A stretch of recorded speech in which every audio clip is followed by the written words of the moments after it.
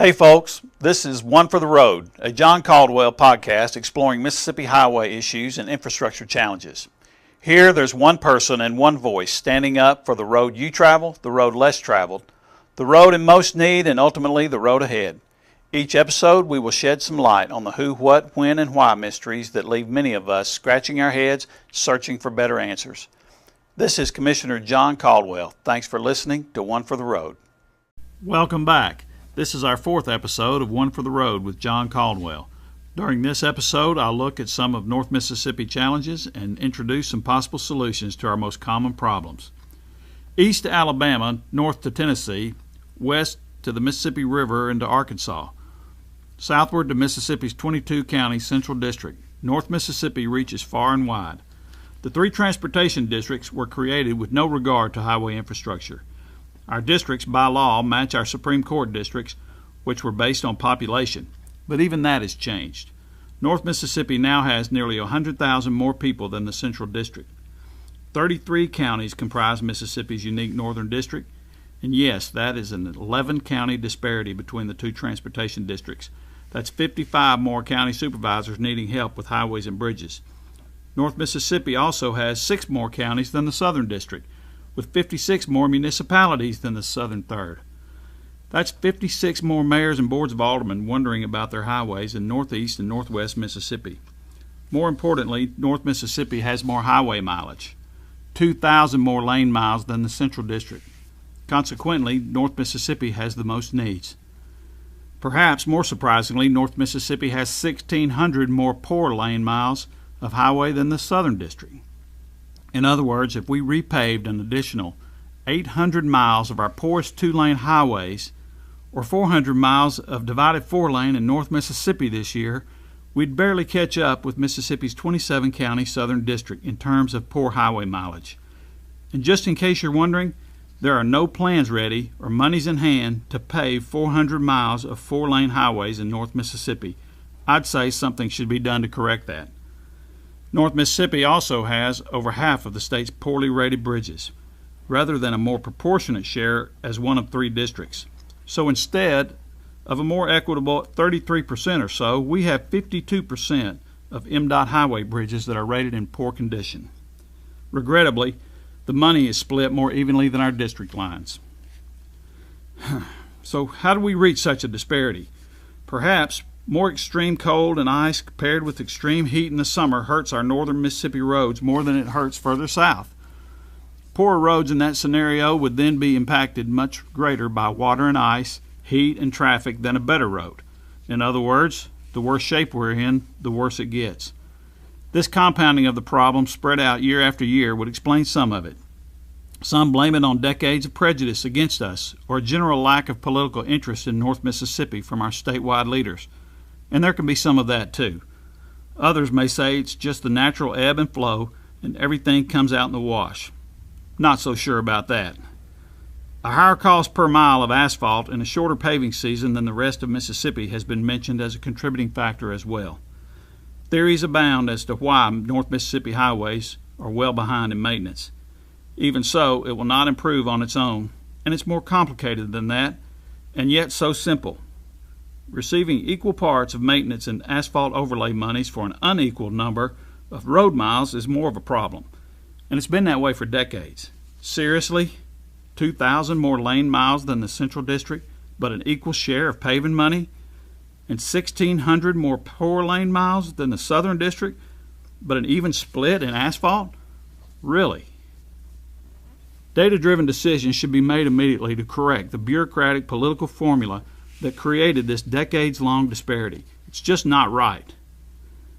Certainly, it would sound absurd to recommend 11 counties and 2,000 miles of highway be shifted out of North Mississippi and into the Central District without any change in the distribution of highway funds. But that's exactly where we are today, and North Mississippi suffers the consequences. Lottery money has been distributed into equal thirds. ARPA paving money has generally been split to equal thirds. Not exactly data-driven. Some pools of MDOT money even have larger shares spent in the 2 smaller districts with fewer highways and bridges. So what does that mean to us? Does it even matter?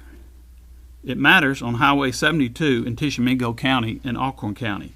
It matters on Highway 45 and 45 alternate between Tupelo and Columbus. It matters on Highway 82 from New Hope to Itabena. It matters on Highway 302 and 305 and 49 and 69, I-22 and I-55.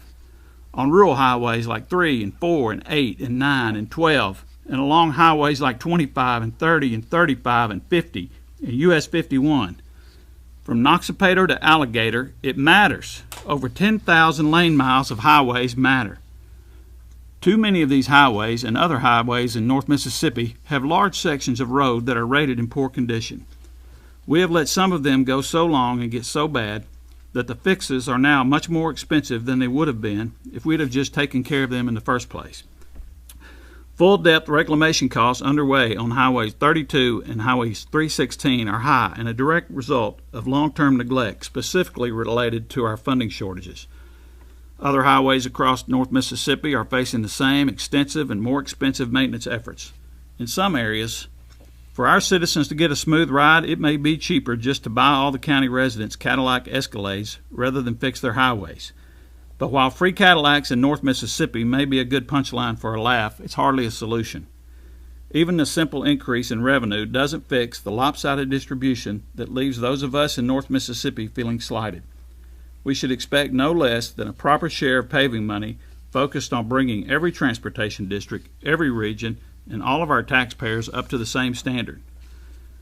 That can be done inside the walls of MDOT with a more data-driven approach, and I for one am hopeful.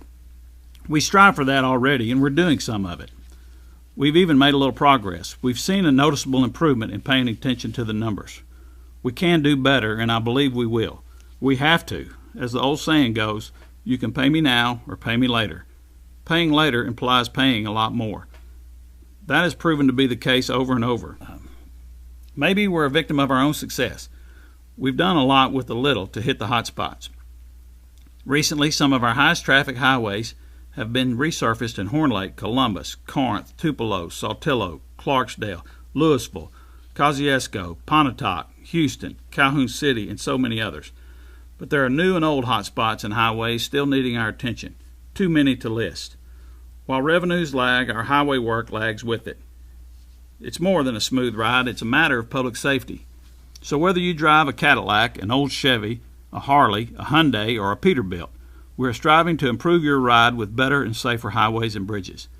To put it bluntly, we need more money statewide, and a greater share in North Mississippi for sure.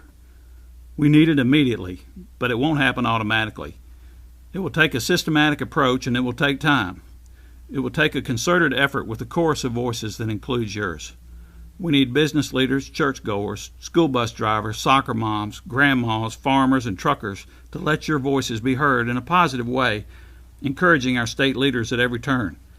Funding shortfalls and inequities are leaving Mississippi highways in serious need, especially in North Mississippi counties. Thankfully, we're getting things done. Frankly, we're getting a lot done. Still, our highways and bridges are crumbling at a rate faster than we're fixing them. Patience may be a virtue, but avoidable delay is insufferable and costly. In our next episode, we'll take a look at the 7 deadly highways in North Mississippi and things being done to save lives on a seriously restricted and imbalanced budget. Thanks again for listening. New podcast episodes will be shedding more light on unique transportation challenges across Mississippi. If you've enjoyed this and are ready for more, please hit the like button below, make a comment, place a review, or share this podcast with a friend. And join our following on Commissioner John Caldwell Facebook page. Until next time, slow down, drive in the right lane, and watch out for that pothole.